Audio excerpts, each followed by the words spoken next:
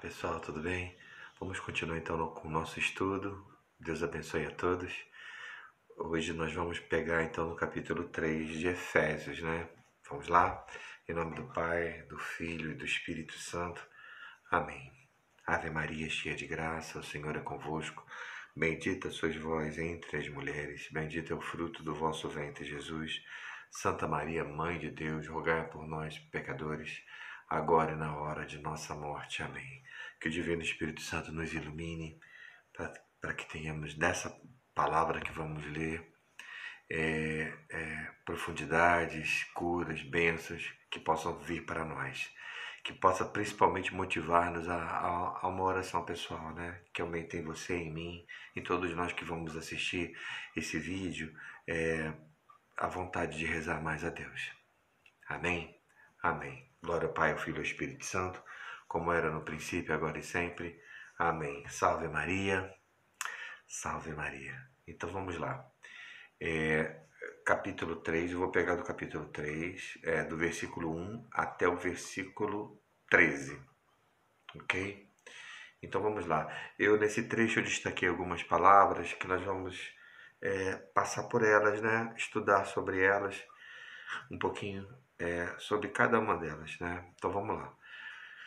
Versículo 1. Por essa causa é que eu, Paulo, prisioneiro de Jesus Cristo, por amor de vós, gentios, vos deveis ter aprendido o modo como Deus me concedeu esta graça que me foi feita a vosso respeito. Foi por revelação que me foi manifestado o mistério que acabo de esboçar. Lendo-me, podereis entender a compreensão que me foi concedida no mistério cristão. Que em outras gerações não foi manifestado aos homens por maneira como agora tem sido revelado pelo Espírito Santo aos seus santos, apóstolos e profetas. A saber que os gentios são co-herdeiro conosco, que somos judeus, são membros do mesmo corpo e participante da promessa em Jesus Cristo pelo Evangelho. Eu me tornei servo deste Evangelho em virtude da graça que me foi dada pela onipotente ação divina. A mim, o mais insignificante dentre todos os santos, coube-me a graça de anunciar entre os pagãos a inexplorável riqueza de Cristo, e a todos manifestar o desígnio salvador de Deus, mistério oculto desde a eternidade em Deus que tudo criou. Assim, de agora em diante, as dominações e as potestades celestes podem conhecer pela Igreja a infinita diversidade da sabedoria divina, de acordo com os desígnios eternos que Deus realizou em Jesus Cristo, nosso Senhor. Pela fé é que nele depositamos, temos plena confiança de que aproximarmos-nos junto de Deus. Por isso vos rogo que não desfaleçais nas minhas tribulações. Sofro por vós, elas são a vossa glória. Glória a vós, Senhor. Então aqui nós vamos ver aqui a questão de Paulo, né? Paulo, ele começa dizendo prisioneiro de Jesus, todo mundo, eu já falei lá atrás, né? Que é uma carta de cativeiro. Paulo escreveu essa carta preso. E ele fala que a prisão dele, um dos motivos de prisão de Paulo é justamente por ele pregar o evangelho, por ele ensinar, né? Por ele estar fazendo o que ele está fazendo aqui na carta, só que ao vivo, presente, né? Então, é por causa de pregar para os gentios, pregar para o povo que não conhecia Jesus, não conhecia o Deus Todo-Poderoso, né? Isso ele começa no primeiro versículo. No segundo versículo, vós deveis ter aprendido o modo como Deus me concedeu esta graça que me foi feita ao vosso respeito. Ele coloca que foi uma graça, por quê? Pela conversão que ele teve, né? Deus agiu poderosamente e Paulo, como que eu posso explicar? Ele sabe que o valor dele, ele sabe o valor dele no sentido do que ele é, do que ele era, do que ele aprendeu com a vida, do que ele aprendeu estudando, do amor que ele tem. E ele sabe que Deus o converteu porque sabia o potencial que ele poderia dar, né? Então, ao converter ele vê isso como uma graça muito grande, porque ele encontra Deus, coisa que ele não tinha ainda, né, descoberto Deus da forma que é pregado o Evangelho, mas também ele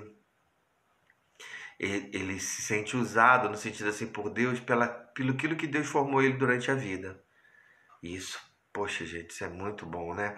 Você saber que os dons que você tem, as coisas, as riquezas que você adquiriu na vida, você é instrumento de Deus por causa daquilo. E ele foi um instrumento poderoso, como eu falei, né? Nós somos paulinos. A Igreja Católica ela é calçada nas cartas de São Paulo, né? No versículo 3, foi por revelação que me foi manifestado o mistério que acabo de esboçar. Então aqui a primeira palavra que a gente sublinha desse trecho de hoje é a palavra mistério. Né? Mistério é uma coisa que não se sabe, né? Que não se conhece, é desconhecido, né? Isso que a gente pensa de mistério. Mas logo depois ele vai falar assim que lendo-me podereis entender a compreensão do que me foi concedida do mistério. Então Paulo ele revela os mistérios de Deus. Então essa palavra mistério que está se colocando aqui tem que se entender não como mistério como a gente entende mistério, mas sim como um plano de Deus, como o projeto de Deus. Então, relendo o versículo, foi por revelação que me foi manifestado o projeto de Deus que acabo de esboçar. Olha como é que muda tudo, né? Porque o projeto de Deus é misterioso? Porque Deus é misterioso. Deus é maravilhoso, mas ele é misterioso. Nós temos que descobrir nas coisas de Deus. Mas não é um mistério impossível, porque ele nos dá a luz, o Espírito Santo para entender. Então, os mistérios de Deus são revelados, são entendidos. Não é um mistério que fica oculto. Deus não é oculto, ele não se oculta.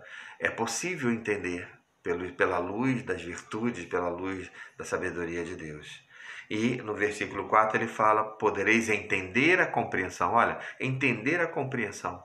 Então, cada um de nós somos iluminados de forma de entender os projetos de Deus para o mundo e para cada um de nós. O projeto de Deus. Então, a gente vê, por exemplo, olha um mistério de Deus, né? Tantas coisas já aconteceram no mundo, o mundo já virou, já mudou tantas vezes e a igreja permanece. A igreja permanece. Jesus fala que ela permaneceria, né? Mas tantas mudanças no mundo, tantas coisas aconteceram e a igreja permanece. E isso é um mistério. Todas as instituições, elas fora a igreja, elas tiveram começo, meio, ou então estão né, começando e tem abalos e terminam. A igreja é uma instituição que permaneceu. É a única, né? Pelo menos o que vem na minha cabeça agora é a única, né? Bom, no versículo 5, que em outras gerações não foi manifestado aos homens de maneira como agora tem sido revelado pelo Espírito Santo aos seus santos apóstolos e profetas. Ou seja, o Espírito Santo ele ensina, ele bota, né? Ele coloca, ele, ele prega para nós através de pessoas, de amigos, de padres, de pregadores mesmo. O Espírito Santo nos ensina, né? Aqui ele está colocando que a manifestação de Deus nos homens ensina a outros a entender o projeto de Deus, né?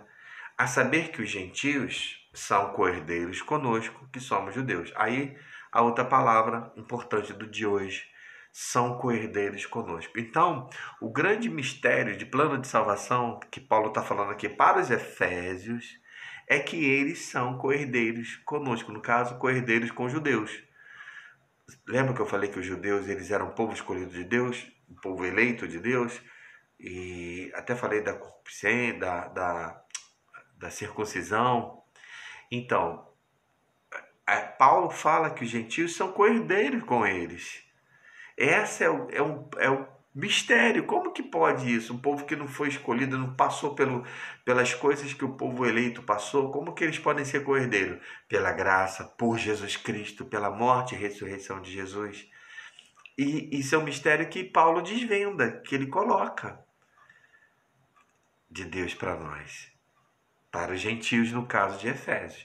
Então, Paulo prega para todos, olha, Deus te ama, Deus explica quem é Jesus, prega o evangelho e fala que vocês têm o mesmo direito dos judeus, vocês são um povo escolhido. Se você aceitar, se vocês aceitarem Jesus no coração, se vocês virarem santos cristãos, né, como Deus, vocês são co-herdeiros do céu. São chamados a ser santos, a se santificar. E ele fala aqui que é pelo evangelho, pela pregação, por Jesus Cristo, por conhecer Jesus através da pregação, do anúncio que os apóstolos faziam. No versículo 7 fala assim: eu me tornarei servo deste evangelho em virtude da graça que me foi dada. Servo deste evangelho. Paulo está falando que Deus escolheu ele para pregar. Aqui a gente pode até parar um pouquinho para falar um pouco de pregação, da importância da pregação. Você vê que eu falei que a igreja, ela é uma instituição que permaneceu, né? Uma instituição que passou 2000 anos e ela está aí presente. Não caiu depois que Jesus, né, veio a esse mundo. Por quê? Por causa da missa? Vocês acham que é por causa da missa? A missa tem uma importância muito grande na manutenção da nossa igreja, né? Mas principalmente, gente, pelo anúncio do evangelho, pela pregação. Porque as pessoas se mantêm principalmente com aquilo que elas entendem. Quando eu começo a entender uma coisa profundamente, eu acabo me apaixonando, me apegando ou me acostumando a viver com aquilo, com aquela situação, com aquele amor, com aquela paixão com que eu descobri. Então, a manutenção da igreja é principalmente pelo anúncio do evangelho, da vida de Deus nesse mundo. Paulo fala que ele é servo desse evangelho. Aliás, Jesus fala, ide ao mundo e pregar o evangelho a toda criatura.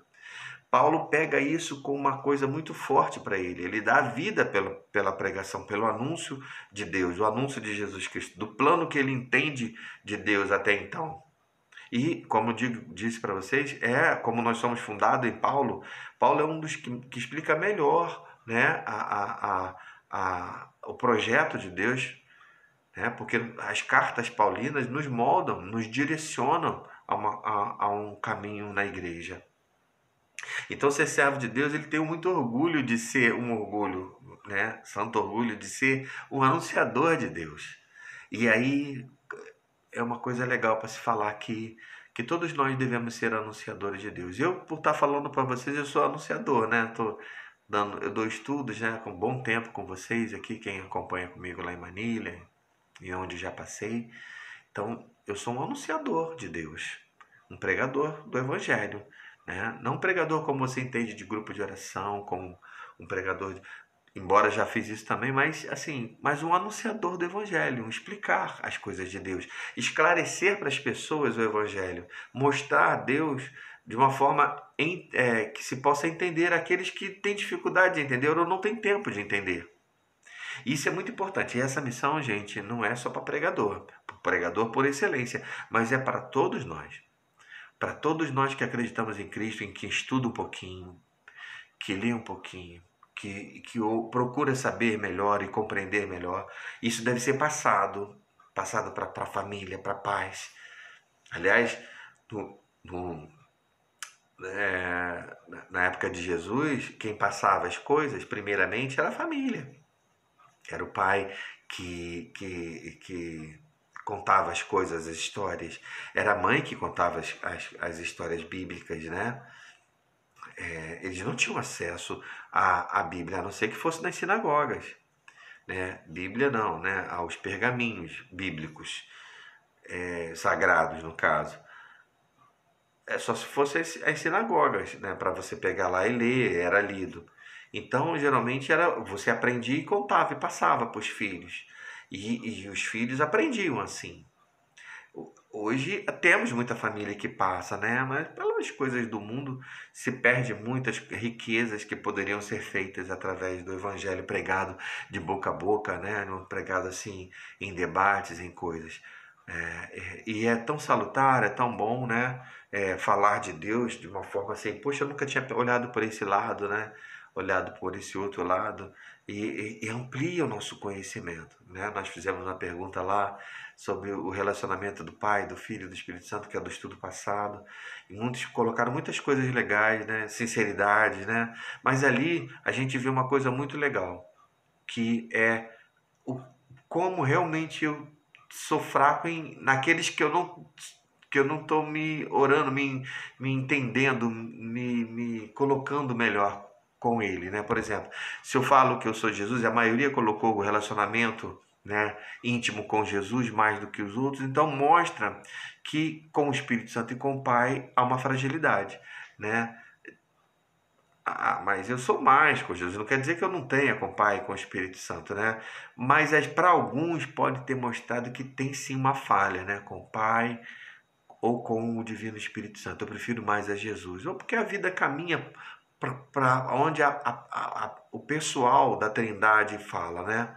Na verdade é um só, é um único Deus. Mas quanto mais eu entendo e compreendo as pessoas da Trindade, mais eu me relaciono com mais poder, com mais força, com mais intimidade, né? A intimidade revela coisas. E se eu estou entendendo na intimidade Deus, eu consigo ver e entender os seus mistérios, o plano de salvação para mim. E por isso a importância de um relacionamento íntimo com Deus, com a pessoa do Pai, com a pessoa do Filho e com a pessoa do Espírito Santo. Sem colocar que eu prefiro, não é isso. É intimidade, eu ter oração, são pessoas. Eu tenho um relacionamento com o Divino Espírito Santo, um relacionamento com Jesus Cristo, um relacionamento com o Pai. É muito importante o amadurecimento aí, para que cresça em nós os mistérios, o entendimento dos mistérios, para que cresça em nós a intimidade com Deus e que a gente possa ter uma visão, uma compreensão mais alargada do espiritual, do plano de salvação. Paulo se acha obrigado a falar disso, a ser um pregador assim, né? Aí no versículo 8 fala assim: a mim, o mais insignificante dentre todos os santos. Então eu acabei falando lá em cima que antes que ele tinha um santo orgulho de saber o seu potencial e que Deus usava. Aqui ele já fala que ele é insignificante dentre todos os santos. Santos aqui eu já coloquei que é questão de ser batizado, né? Aquele que é batizado, que aceita Jesus Cristo como Senhor, né? Vira, naquela época era chamado de santo, não como cristão, mas como santos. Então ele coloca como insignificante dentre todos os santos. Talvez aqui ele esteja colocando que dos apóstolos ele era o mais insignificante porque não teve contato com Jesus como os apóstolos tiveram. Algum livro sugere até isso aqui, que eu peguei para estudar. Mas ele está colocando aqui uma questão de humildade. Embora ele saiba o seu potencial, ele sabe também que é muito pecador. Olha como é que existe, em questão de mistério, a gente consegue entender, analisando Paulo, a nossa vida, né? Eu sei o que eu sou, sei o potencial que eu tenho, e por causa disso eu vejo como eu sou falho, como eu ainda sou muito fraco, sou insignificante, porque eu consigo ver, entender que eu sou falho, que eu preciso de melhorias na vida, a nível de santificação que eu estou falando. Aí ele fala que coube a ele a graça de anunciar entre os pagãos a inexplorável riqueza, ou seja, coube a ele a difícil tarefa de pregar para quem não sabe nada, não conhece Deus, né? Conhecer.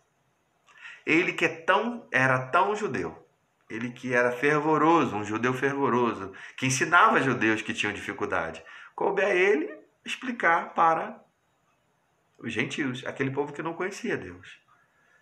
E ele aceita isso, ele abraça isso. Isso é muito bom em um pregador, né? O pregador não escolhe para quem prega, ele é um chamado, se Deus me envia, eu falarei. Está aberto, preparado para cada situação, analisando ricamente o potencial que pode ser empregado em cada pregação, cada ensino, em cada homilia, em cada situação, em cada família, em cada grupo, em cada dinâmica, em qualquer cenáculo, círculo, não sei como você fala, onde tiver um encontro social que possa ser falado de Deus, ali eu posso anunciar a Deus, anunciarei com força, com qualidade, com aquilo que eu tenho. sem vergonha, mas também sem puxar aquilo para nós, né? Para que o brilho seja eu, não. No que eu falo, no que eu prego, você tem que ter um grande. A pessoa que colhe o que eu estou falando, o que o pregador está falando, o anunciador que está falando, ele tem que se apaixonar por Deus, ele tem que amar cada vez mais a Deus, pela nossa palavra. E a todos manifestar o desígnio da salvação de Deus, o mistério oculto desta eternidade de Deus, que tudo criou, ou seja, falar de Deus, né? Lá embaixo ele termina falando assim: por isso vos rogo que não desfaleçais nas minhas tribulações. Por quê? Porque Paulo estava preso. Então, às vezes, aquela pessoa que me ensinou tanto, aquela pessoa que me ajudou tanto na vida, no sentido cristão de crescer, aquela pessoa passou por um desalento, por uma tribulação. E aquela tribulação às vezes é vergonhosa, aquela tribulação às vezes é difícil. E aquilo me abateu, né? Quantas vezes nós sabemos aí até de sacerdotes, né? Líderes que passam por dificuldades muito grandes e abate a fé, porque aquela pessoa era um referencial para Deus. Paulo coloca aqui para não desfalecer nas tribulações que ele passava, nas humilhações. Primeiro que a saúde dele era debilitada. Né? Segundo que Paulo era humilhado, estava preso, estava numa cadeia. Então, pô, está falando de Deus e Deus não te salva. Né? Ele fala para não desanimar, não desfalecer nisso. Porque nós somos o pregador, o anunciador, vou colocar anunciador, porque quando a gente fala de pregador, a gente liga muito a ser pregador, mas é todo aquele que anuncia Deus, né? Seja de qual forma for. O anunciador verdadeiro, ele sofre tribulações, é uma das consequências de quem anuncia Deus. Por quê? Primeiro, para você parar. Primeiro, para que você pare de anunciar. As tribulações, elas são um pouco vinda do mal? Não, vinda de forças para que se pare o anúncio, porque quanto mais se anuncia Deus com força, com qualidade, com amor, com fé, com esperança, mais Deus se faz vivo no meio de nós. Então, se você tem essas qualidades para isso, tribulação em você, para que você pare de anunciar. Mas por que Deus permite então? Porque Deus também quer das tribulações te capacitar mais. Quando vencemos tribulações, ficamos mais fortes. Isso é uma pedagogia de Deus. É uma forma de Deus de nos ensinar. Cada vez que passamos por tribulações, ficamos cada vez mais fortes em Deus. E eu fazendo um pequeno estudo sobre tribulações, né? Eu vi aqui 3 palavras ligadas a tribulações, que nós devemos estar bem vigilantes. Então, tribulação é diferente de prova, né? A prova é algo que capacita, que melhora, que você tem que passar. A tribulação também, né? Mas a tribulação ela tem um ingrediente de destruição, de aborrecimento, de infelicidade. A tribulação ela quer te fazer infeliz, quer te aborrecer, quer que você sofra. A tribulação tem isso que às vezes uma prova não tem isso. A prova só nos aflige, nos aperta, né? Mas a prova em si, ela não quer nos derrotar, ela quer nos capacitar. Então há diferença de provação e tribulação. A tribulação não, é uma fase que você passa que quer te derrotar. Quer que você não passe, né? Então tem 3 palavras, principalmente tem mais, né? Mas eu destaquei 3 palavras que preste atenção na tua vida sobre ela, né? Perseguições. A primeira palavra, né? Uma pessoa em tribulação, ela é perseguida. Quando você está perseguido, entenda, estou sendo atribulado. A perseguição pode ser de pessoas, pode ser de situações, pode ser do mal, do demônio. Mas geralmente vem de pessoas, de grupos de pessoas que nos perseguem, que quer que a gente mude, que a gente saia de perto delas, que a gente que a gente fique infeliz. Então observe, a perseguição é um sinal de tribulação. Se é tribulação, então pode não ser prova. A prova edifica, se você passa. A tribulação quer te derrotar, entenda que quer te derrotar. A tribulação você pode transformar uma tribulação numa prova, mas você tem que entender que a tribulação, uma tribulação quando vem, se vier do maligno é para te derrotar. Se não vier do maligno, é porque não é tribulação, simplesmente é uma prova para que você passe. Outra palavra é a difamação. Nós somos difamados, né? Difamação, tirar a tua fama, tirar aquilo que você construiu. A sua imagem que foi construída de Deus, que é para Deus, é difamado. Você mentem sobre você, falam coisas que não é para falar, que são verdadeiras. E às vezes são pessoas até da nossa própria casa que falam coisas que não são verdade sobre nós e difama, destrói a nossa imagem para outros. E uma imagem destruída é muito difícil de reconstruir. É muito difícil conseguir. Veja bem, olha só. Perseguição nos enfraquece porque a gente dá vontade de desistir. A difamação fica difícil de conquistar aquele lugar de novo no coração de alguém para te ouvir. Isso tudo nos abate o quê? De pregar, de anunciar. Né? Você está caído, você está difamado e perseguido, você está enfraquecido para falar de Deus. Por isso que a tribulação é algo hoje que nós devemos olhar e falar assim, não, peraí, eu tenho que ter cuidado com isso, porque senão eu não anunciarei Deus. E a outra é a opressão, né? Ser oprimido, é como se fosse perseguido também, mas só que é uma forma de sufocar.